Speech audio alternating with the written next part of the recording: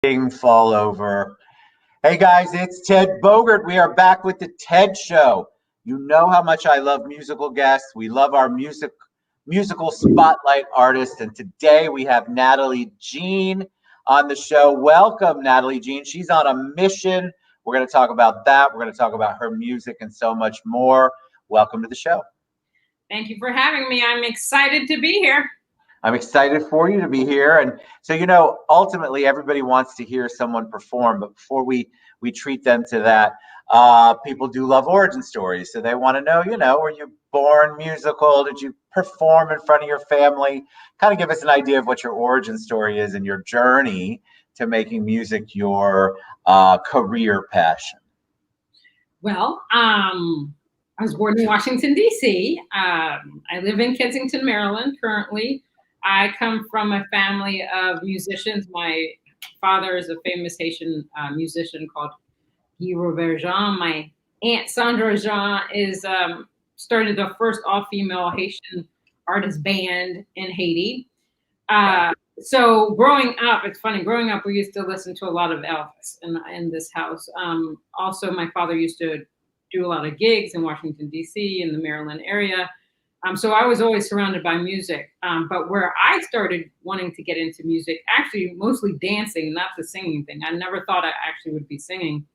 I used to watch Sanford and Son. And so my first love is jazz. And so Red Fox used to always do Stormy Weather in regards to Lena Horne and stuff. Yes. I love that. And I was like, oh my God, this is just great. I wish I could be a jazz singer, but still in my mind, I never thought I would be singing. So later on in life, I moved to New York for about 5.5 years. And my parents were like, well, why don't you do something with the poetry that you were writing? So I would write spiritual poetry to just get my feelings out. And I said, okay. So we did 3 songs, one that I wrote called Swept Away, and 2 other songs were written by my father in French that I translated into English, Last Chance and Obsession. So I did all that. And then I never did anything with it because I was going through a lot while I was in New York. Later on, I decided to take those songs and shop them around on the internet, and Tape Music Group, which is now bankrupt, found me and they said, oh, we'd like to do an album for you. And so I gave them more music. In fact, one of my songs is called Mission.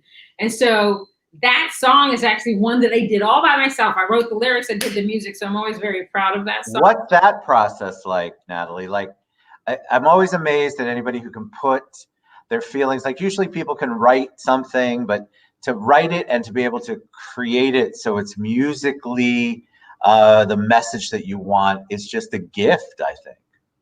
Well, I was going through something at the time and I didn't want people to tell me what to do. So that was my motivation factor for writing that song. And, people always wanted me to help them out with everything. But then I said I had my own mission that I had to follow through on. And so that's how that song came about. And so at that time, because it was written at least almost 9 years ago, I used my iPad where I had GarageBand on it. So I used GarageBand and I started to play, and I don't play an instrument, but there was a keyboard on it. There were some drums. I said, oh, well, this sounds pretty good. Let me put this together. And then when I met with Tape Music Group, they put everything together for me. So Isn't that wonderful? You can see your vision. It's kind of like anytime I have a musical guest on or a creative like you, it's your baby, right? You birthed it, you created it, and it's part of you. And so to be able to see that to fruition must be incredibly rewarding. Yeah, no, that one, it's my baby. I'm very proud of it. I have a music video for it and stuff like that. And so that's my biggest accomplishment because I actually did the music and everything. So were you impacted by Corona as far as your performances? Did you, like a lot of artists, have to pivot and try to figure out, all right, how am I going to be able to share my craft and continue to hone it and grow it while we're all stuck at home?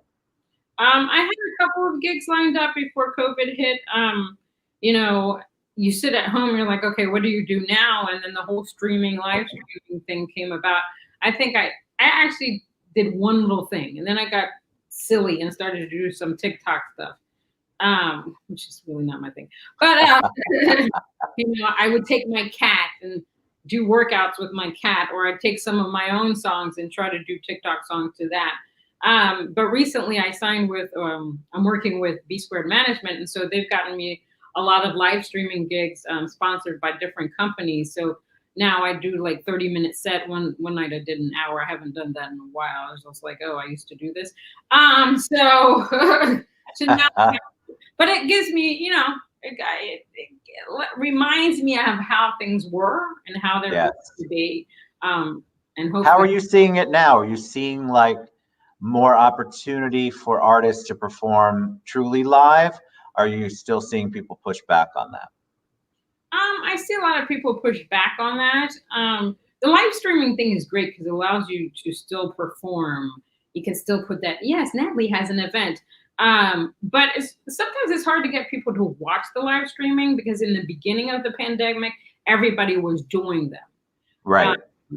But I find that there's a little middle ground of how many people sit and watch you and think it's exciting to watch. I mean, it's interesting because you just sit there and you're looking at yourself singing. Right. So tell me where you get your inspiration from. Every artist gets it from different places. Is it all personal when you're writing? Is it all you see something and it moves you? What's your inspiration when you're going to create a song? A lot of my songs are personal. Sometimes it's I have a song called "I Surrender." I was thinking maybe that could be used for a wedding, somebody getting married and stuff like that. But most of the time, it's really personal. My latest album does have a lot of "Where Do We Go From Here" has a lot of personal stuff.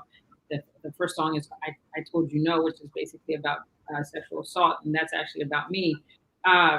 So, I internalize everything and I just put it on paper. I'm not a person that's afraid to talk about my experiences because they are what it is. And then if you bring that out, it may help somebody else. Yeah. What is it like to perform a song that personal? Are you challenged by it because does it make you relive it, or is it cathartic for you to be able to perform a song like that? It's more cathartic.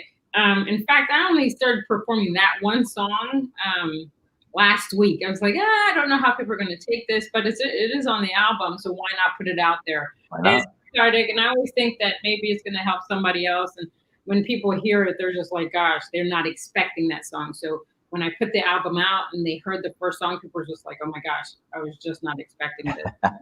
You always like to speak your truth of everything. So. Are you looking forward to touring? Is that what you like kind of coming up? Do you feel like you're going to begin to maybe get out and do more shows, or are you comfortable in this new kind of platform where everything's live streaming? I definitely would prefer to be out there because I love being on stage. There's something about being in front of an audience and just feeling the vibration, the energy from people.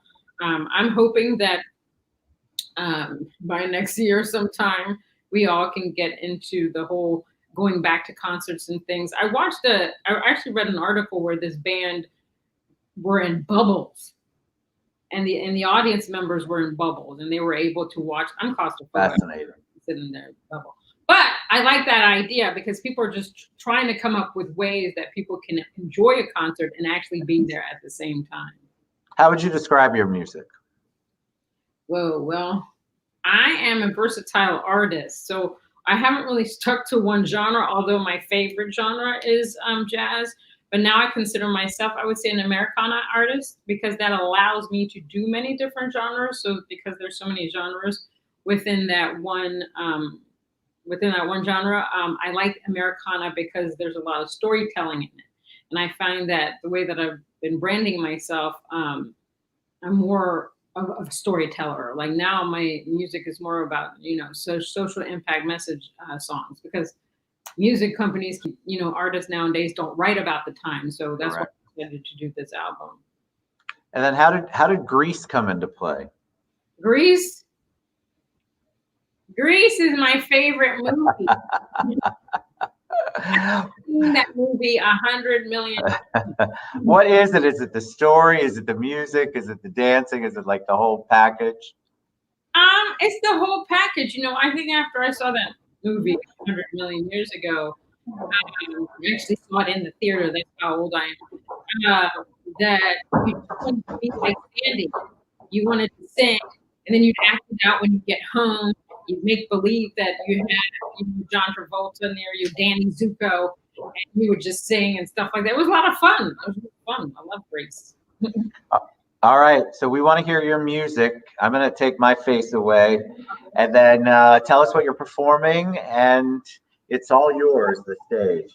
I'm going to perform my song Heroes. It's a different take of being a hero. It's about one of those shootings that happened where the Hispanic kid saved everybody's life except for his own. It's just basically that this kid should be a kid and growing up and having children and having a life, but now he sacrificed his life. So here we go.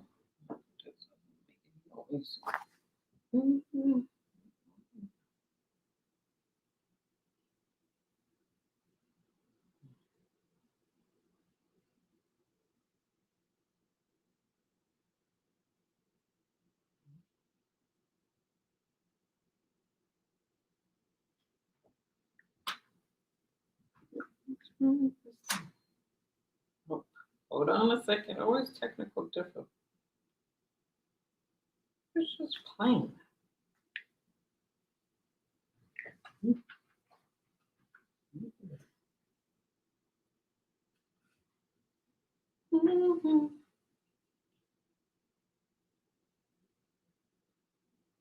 Okay, yeah, Natalie was going to sing, but give me 1 second. It was playing before.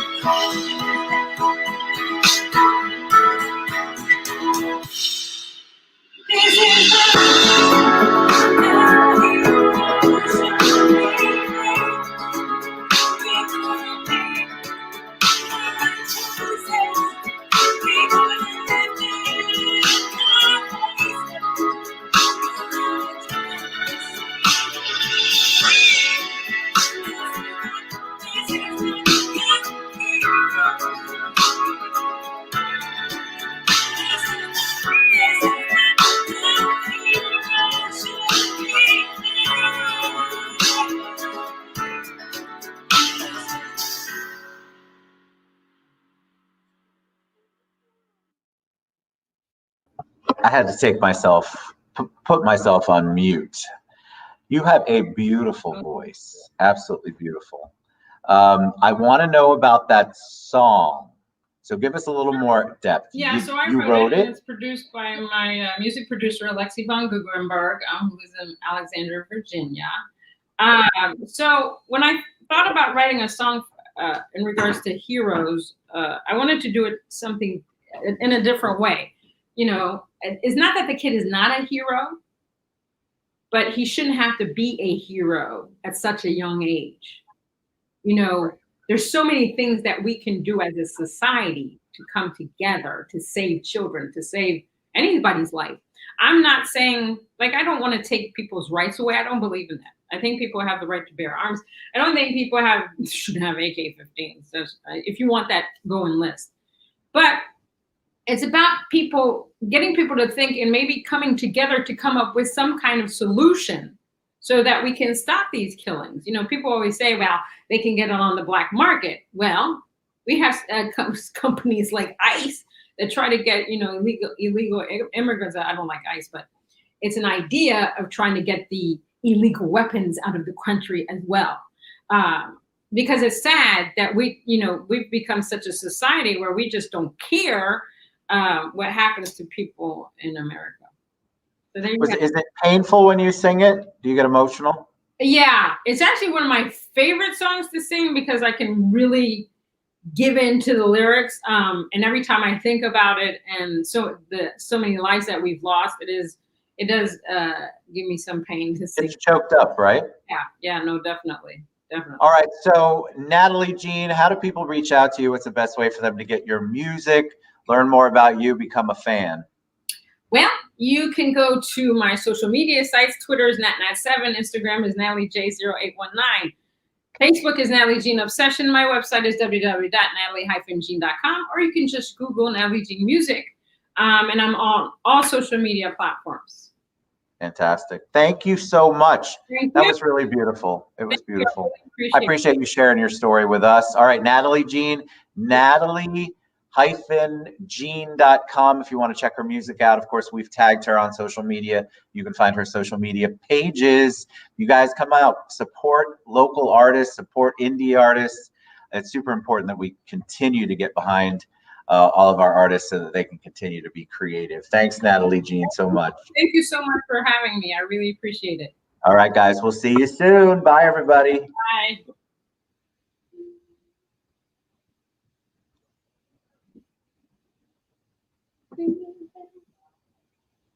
Got to smile at the camera because we're still live. And I don't know why, because I tried to not be live. The leave studio. I'll click the leave studio.